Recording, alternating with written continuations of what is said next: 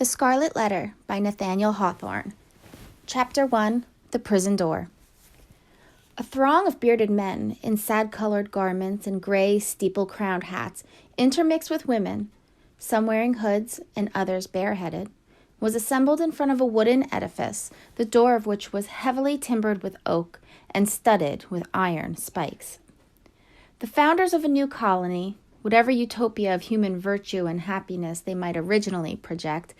have invariably recognized it among their earliest practical necessities to allot a portion of the virgin soil as a cemetery and another portion as the site of a prison. In accordance with this rule, it may safely be assumed that the forefathers of Boston had built the first prison house somewhere in the vicinity of Cornhill, almost as seasonably as they marked out the first burial ground on Isaac Johnson's lot,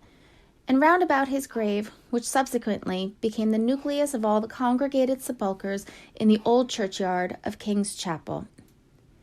Certain it is that, some 15 or 20 years after the settlement of the town, the wooden jail was already marked with weather stains and other indications of age,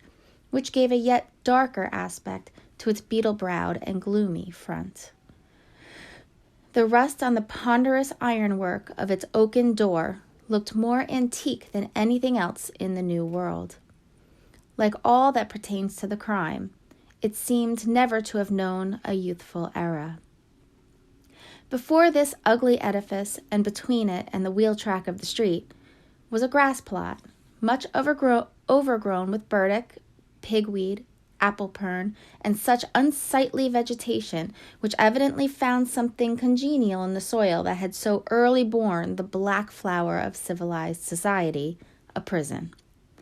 But on one side of the portal, and rooted almost at the threshold, was a wild rose bush,